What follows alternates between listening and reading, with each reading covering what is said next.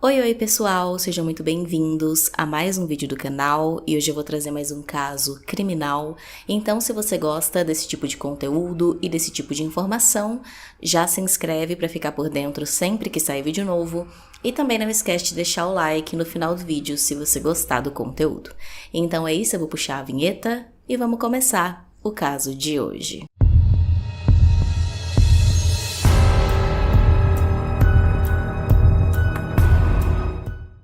A origem da maldade, tão desumana, porém tão enraizada em sua existência, desafia nossa compreensão. Se ela surge dos instintos ancestrais de sobrevivência, dos ambientes sociais e culturais conturbados, de doenças mentais ou de decisões conscientes, as possíveis raízes desse comportamento são vastas e variadas. Diante de tantas abordagens para o seu entendimento, desde a psicologia à religião, algum dia seremos capazes de eliminar a manifestação da maldade no coração humano? Em Bela Vista de Goiás, uma cidade pacata e agradável com pouco mais de 30 mil habitantes e próxima a Goiânia, um crime chocante trouxe medo e virou o principal assunto entre seus moradores em 2020. Fernanda Souza Silva, de 33 anos, estava desaparecida desde o dia 12 de fevereiro de 2020. Seu corpo, com sinais de morte violenta, foi encontrado uma semana depois, trazendo dor, indignação e questionamentos para sua família e moradores da comunidade. Fernanda foi alguém que se destacou em sua vida, seja por sua determinação em alcançar seus sonhos ou por sua alegria de viver. Dona de um sorriso contagiante e de uma personalidade encantadora, ela era muito querida por sua família e colegas de trabalho. Quem a conhecia só tinha elogios e palavras carinhosas para descrevê-la. Dedicada ao trabalho, durante 11 anos ela foi parte essencial de uma rede de hipermercados. Ela começou sua carreira como operadora de caixa e, graças à sua competência, tornou-se gerente. Fernanda simplesmente amava seu trabalho, pois foi através dele que ela conseguiu se realizar profissionalmente e realizar seus maiores sonhos: ter sua própria casa e carro. Como gerente de um hipermercado localizado na cidade de Goiânia, todos os dias ela tinha o hábito de estacionar seu veículo perto de uma padaria próxima de sua residência e pegar um ônibus rumo a Goiânia. No retorno para sua casa, ela fazia o mesmo trajeto. No início de 2020, ela cruzou o caminho com um rapaz 11 anos mais jovem que ela, Alan Pereira dos Reis, de 22 anos, nesse mesmo ônibus. Após 3 encontros casuais na mesma linha, ambos começaram a conversar e ela deu a ele o seu número de telefone. No começo, tudo estava indo bem entre eles. A Fernanda compartilhou com uma amiga o quão gentil e atencioso ele era. Não demorou muito para que no dia 2 de fevereiro, ela atualizasse seu status em sua rede social para em um relacionamento sério, compartilhando uma imagem simbólica: 2 mãos segurando uma flor, uma delas sendo a dela e a outra do Alan. Contudo, não demorou para que seu novo parceiro revelasse ter alguns comportamentos estranhos. A primeira evidência de suas condutas duvidosas aconteceu antes mesmo de eles começarem o namoro, e foi quando ele apareceu inesperadamente na residência da Fernanda, mesmo ela não tendo passado seu endereço para ele. Ao chegar em casa e se deparar com a situação, ela enviou uma mensagem para sua amiga dizendo: "Acredita quem está aqui na porta? O moço do ônibus. Ele apareceu sem avisar, mesmo eu só tendo dado a ele o meu número de telefone. Deu medo." Sua amiga imediatamente aconselhou que ela tomasse cuidado, mas apesar desse comportamento questionável dele e dos conselhos da amiga, a Fernanda confiou nele e a relação foi se intensificando rapidamente até evoluir para o namoro. Não demorou, no entanto, para que outras atitudes anormais se revelassem. Alan escondia da Fernanda o seu passado, o que incluía seus 2 relacionamentos anteriores e seus 4 filhos frutos desses relacionamentos. Ele também se mostrou bastante ciumento logo nos primeiros encontros, de modo que a Fernanda se viu submetida à sua possessividade e permitiu que ele tivesse acesso às suas redes sociais e suas conversas privadas. O relacionamento entre eles, marcado por atitudes controversas, não teve sequer tempo para se estabelecer, pois apenas 10 dias depois de colocar relacionamento sério nas redes sociais, a Fernanda simplesmente não voltou para casa após sair para trabalhar. Ela teria sido vista pela última vez em uma quarta-feira, dia 12 de fevereiro de 2020, quando deixou mais uma vez o seu carro estacionado em frente à padaria para pegar o ônibus e ir ao trabalho. Seu sumiço inexplicável deixou familiares e colegas profundamente preocupados. Sua mãe, Fátima Souza, tentou telefonar para ela naquele dia, mas não obteve respostas. Mais tarde, aparentemente, a própria Fernanda lhe enviou uma mensagem explicando que estava em uma área sem cobertura de celular e por isso não conseguia atender. Em outra mensagem, ela mencionou que estava enfrentando problemas com o telefone e se não conseguisse responder mais as mensagens, esse seria o motivo. Mais um dia se passou e na quinta-feira, dia 13, a família não se conformou com a falta de notícias e começaram a desconfiar que havia algo de errado. A Fernanda também enviou mensagens aos colegas de trabalho, dando algumas instruções genéricas e comunicando que estaria no hospital, por isso não poderia ir trabalhar. Porém, ela não especificou em qual hospital estava, nem o motivo de sua ida. Preocupados, seus colegas de trabalho compartilharam então nas redes sociais sobre o seu desaparecimento. No dia seguinte, logo pela manhã, a família também registrou um boletim de ocorrência informando o desaparecimento da Fernanda. O namorado dela, Alan, esteve com a família na delegacia durante o boletim. Ele informou à família e aos policiais que o relacionamento entre eles havia terminado na manhã de quarta-feira, o dia do seu desaparecimento, e também estava preocupado com a Fernanda, porém não tinha mais notícias suas. As autoridades instruíram o Alan a permanecer na cidade e manter seu telefone ligado. No entanto, para a surpresa da família, ele também desapareceu assim que saíram da delegacia. Houve, posteriormente, algumas tentativas de contato com ele, mas foram em vão, pois seu telefone estava sempre desligado.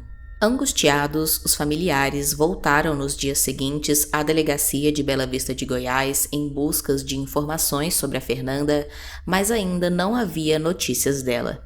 No dia 18, terça-feira, na semana seguinte ao desaparecimento, uma sequência de eventos aconteceria e definiria os rumos dessa busca por respostas. Familiares de Fernanda foram à residência dela e notaram algumas coisas estranhas. Havia um suporte de cortina quebrado e as fronhas dos travesseiros da Fernanda estavam rasgadas. O Alan entrou no radar da Polícia Civil como suspeito após desobedecer aquela ordem e desaparecer, e após também uma denúncia anônima informar à polícia que ele foi visto entrando na casa da Fernanda. A polícia foi até a casa dela e percebeu que haviam pegadas contendo terra lá dentro. Com essas informações, os policiais se deslocaram até uma zona rural da cidade, onde, após efetuarem uma série de buscas, encontraram um pedaço de madeira contendo vestígios de sangue e fios de cabelo. Outro fato que colaborou para colocar o Alan na mira da polícia foram as informações fornecidas por sua ex-esposa, que se revelaram cruciais para a investigação. A sua ex-esposa, ao ser procurada pela polícia, informou que estranhou quando o Alan apareceu em sua casa no mesmo dia em que ele foi até a delegacia com a família da Fernanda para registrar o boletim de desaparecimento dela com um carro e cartões bancários, itens que, até onde ela sabia, ele não possuía. O Alan teria levado a sua esposa e seus 2 filhos para passearem em um shopping e um mercado da cidade, e inclusive fez compras de roupas, brinquedos e mantimentos. Um detalhe que chamou a atenção dos policiais foi que na casa da ex-esposa do Alan existia um melão que ela havia comprado no supermercado. A fruta, transportada no carro que estava com o Alan, apresentava uma mancha de sangue. A mulher estranhou e contou aos policiais. O melão foi enviado para análise e os resultados preliminares indicaram que o sangue era humano e depois também foi verificado que ele pertencia a Fernanda. Baseando-se nesses indícios, a polícia considerou o Alan o principal suspeito. Após o passeio com o Alan naquele dia, a ex-mulher ficou sabendo também do desaparecimento da Fernanda através de uma amiga. Ao checar as redes sociais da Fernanda, ela viu a foto do veículo, um Fiat Uno vermelho, e entrou em pânico ao perceber que era o mesmo que ela esteve com o Alan durante o passeio. Além disso, posteriormente a polícia também acabou descobrindo que os cartões que o Alan usou para pagar todas aquelas coisas que comprou com a ex-mulher e os filhos, na verdade eram os cartões da Fernanda. No mesmo dia 18, a polícia conseguiu alcançar e prender o Alan. Ele havia embarcado em um ônibus e tentava sair de Goiás para Tocantins, mas graças aos policiais que fizeram o rastreamento do celular da Fernanda, que estava em posse dele, foi possível efetuar sua prisão. Ele ainda tentou confundir os oficiais apresentando uma carteira de habilitação adulterada, porém foi detido ao ser reconhecido por uma tatuagem que possuía. No dia seguinte, o carro da Fernanda foi encontrado pela Polícia Civil. O veículo estava abandonado em uma área de mata de Bela Vista de Goiás e horas depois, infelizmente, os policiais colocaram também um fim nas buscas pela Fernanda, pois haviam encontrado o corpo dela, que estava em uma área também de floresta entre Caldas Novas e Piracanjuba, uma região próxima de Bela Vista. O Alan, ao ser preso, acabou admitindo aos policiais que havia tirado a vida da Fernanda. Ele, inicialmente, disse que cometeu o crime porque ela falava mal e não permitia que ele convivesse com os filhos dele, uma desculpa rasa e sem lógica. O criminoso passou a colaborar com as investigações e foi ele que indicou à polícia o local exato onde havia ocultado o corpo da Fernanda. Segundo o delegado responsável pelas investigações, o Alan confessou o modo como executou o crime. Segundo ele levou Fernanda até aquela área rural isolada durante um passeio e lá ele aplicou uma técnica de estrangulamento nela conhecida como mata-leão e quando ela perdeu a consciência, ele desferiu um golpe fatal com um pedaço de madeira. Num segundo depoimento, o Alan ainda revelou ter retornado ao local do crime no dia seguinte, onde queimou o corpo da Fernanda e cavou um buraco de cerca de 40 centímetros de profundidade, onde o enterrou carbonizado. Posteriormente, o Alan acabou mudando a sua versão dos fatos e alegou que o crime foi cometido impulsivamente, sem planejamento. Ele disse que foi tomado por um sentimento de ódio e teria sido influenciado por forças malignas no dia do crime. Após saber da prisão e da confissão do Alan, a família da Fernanda ficou devastada. Vilma de Souza Silva de Castro, a irmã da Fernanda, descreveu sua dor como algo surreal. É uma dor assim, parece que a gente nem acredita que está acontecendo uma coisa dessa. É muito triste. A minha mãe está abalada demais. Só Deus para confortar. A mãe da Fernanda expressou também sua indignação com a frieza do Alan. Ela relembrou que no dia em que foram à polícia registrar o boletim de ocorrência, ele se mostrou presente e preocupado, fazendo-se de bom samaritano. Foi muito cruel o que esse rapaz fez com minha filha. Deu uma de bonzinho o tempo inteiro, até na última hora na delegacia, deu uma de bonzinho. Não tem coração. Pegou água para mim quando estava passando mal na delegacia. Ficou ligando para mim. O Manuel, o pai da Fernanda, disse para uma jornalista de uma emissora local, enquanto aguardava com grande ansiedade pela confirmação sobre se era mesmo o corpo de sua filha ou não. É o sentimento de um pai, uma tristeza. Era uma pessoa humilde, trabalhadeira, sempre com nós, pedindo benção pai. Quando eu internei, ela ficou comigo. Ela era uma pessoa boa demais da conta.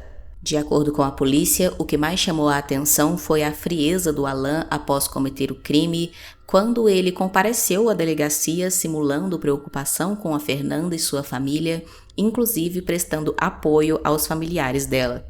Posteriormente, com a mesma frieza, ele também foi ao shopping de Goiânia com sua ex-esposa e filhos, onde eles compraram aquelas roupas, brinquedos e até lancharam juntos, tudo com os cartões da Fernanda. A irmã da Fernanda comentou também sua indignação sobre essa postura do Alan.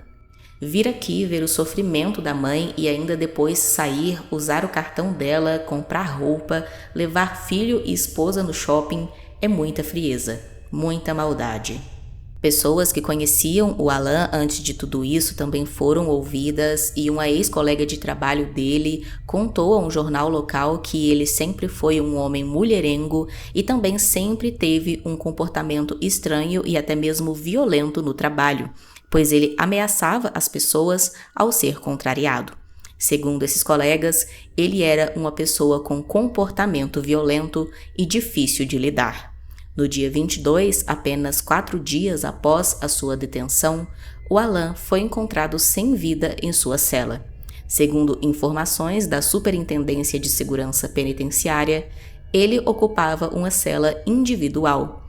2 dias antes de sua morte, o Alan enviou um bilhete ao seu advogado no qual mencionava ter sido alvo de ameaças e agressões. Não fica claro se o Alan acabou tirando a própria vida ou se foi vítima de outros detentos. A família da Fernanda ficou sem encontrar respostas.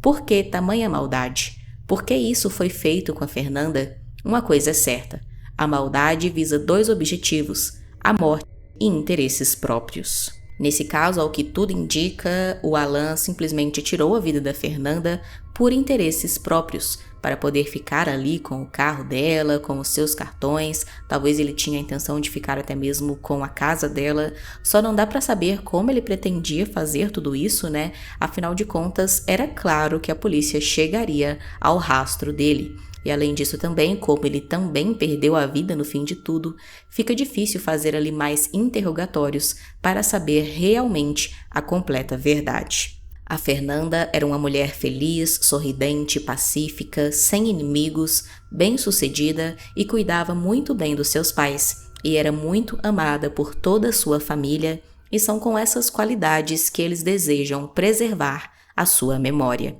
Infelizmente, a Fernanda sempre foi uma mulher muito amorosa e sempre esteve atrás aí, né, de um amor para ela cuidar e também cuidar dela ao longo da vida. Dando uma olhada ali nas redes sociais dela, é possível ver isso através de algumas postagens que ela faz se referindo a esse tipo de coisa, sobre um namorado, sobre um amor.